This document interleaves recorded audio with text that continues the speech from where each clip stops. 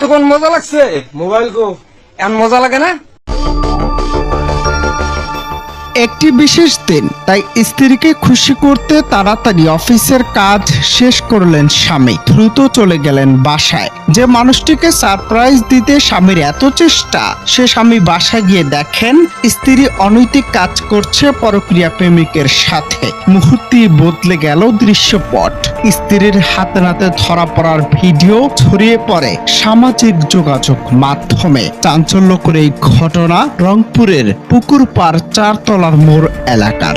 খুব জ্বালাইছস না? কয়দিন থাকবি?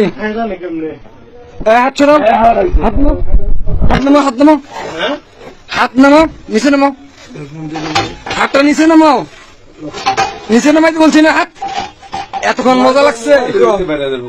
এত হতভাগা স্বামী যা আশা করেছিলেন একটি সরল ও আনন্দময় মুহূর্ত, তা বদলে গেল তার জীবনের সবচেয়ে চমকপ্রদ ও বিপজ্জনক দৃশ্যে। সাথে সাথে ঘটনাস্থলে উপস্থিত কেউ কেউ এই দৃশ্য ভিডিও ধারণ করে এবং তা সামাজিক যোগাযোগ মাধ্যমে ছড়িয়ে দেয়। মুহূর্তে ভিডিওটি ভাইরাল হয়ে যায় এবং এলাকার মানুষ থেকে শুরু করে সারা দেশে এই ঘটনা নিয়ে শুরু হয় আলোচনা আর সমালোচনা।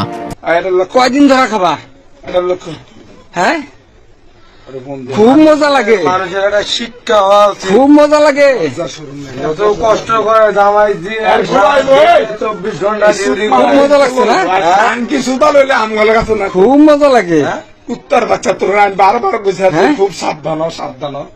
খুব মজা লাগে। কুত্তার বাচ্চা তোর যে আমি করলাম কদিন হাত দেখেন খানগির বলা সাবধানে আসল, সাবধানে আসল।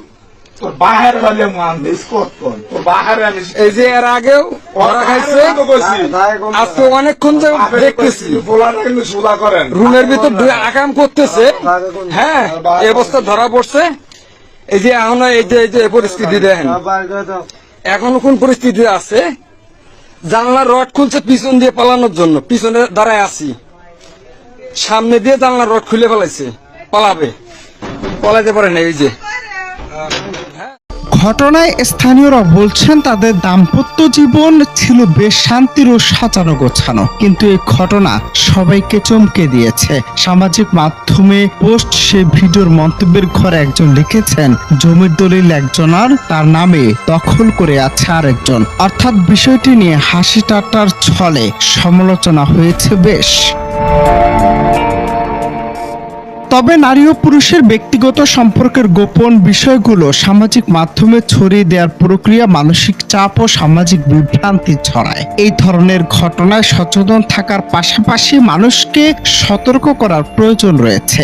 অনেকেই বলছেন ঘটনাটি অত্যন্ত সংবেদনশীল, ভিডিও ভাইরাল হওয়া কিংবা প্রবণতা কমাতে দরকার সচেতনতা। স্থানীয় বাসিন্দাদের ভাষ্য, এই ধরনের ঘটনা সমাজের জন্য হুমকি স্বরূপ।